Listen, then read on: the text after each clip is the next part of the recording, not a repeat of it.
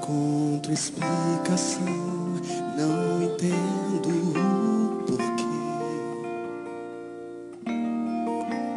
Como pode um pecador receber a graça que vem de Deus, mesmo sem merecer? Sinto as bênçãos em meu viver.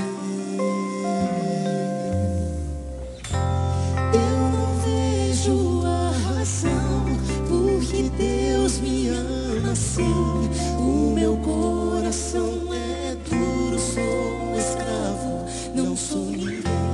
Não consigo entender o porquê do seu amor. Mesmo sendo quem eu sou, Ele me ama.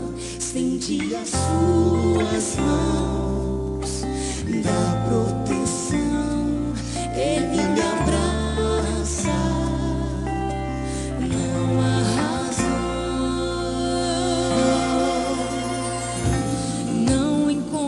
Explicação, não entendo o porquê. Minhas decisões, meu ser, sempre ferem as vontades de Deus, mesmo sem merecer. Sinto as bênçãos em meu viver. Eu não vejo porque Deus me ama assim. O meu coração é duro, sou escravo, não sou ninguém.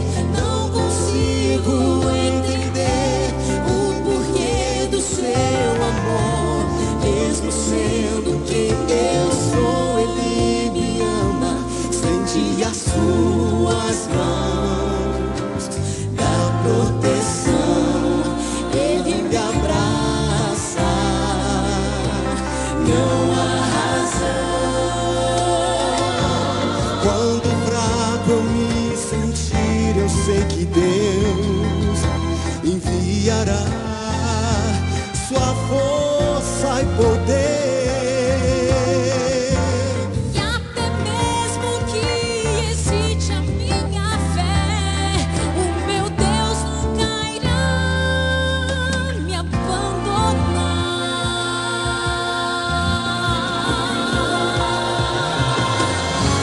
Eu não vejo a razão porque Deus me ama assim. O meu coração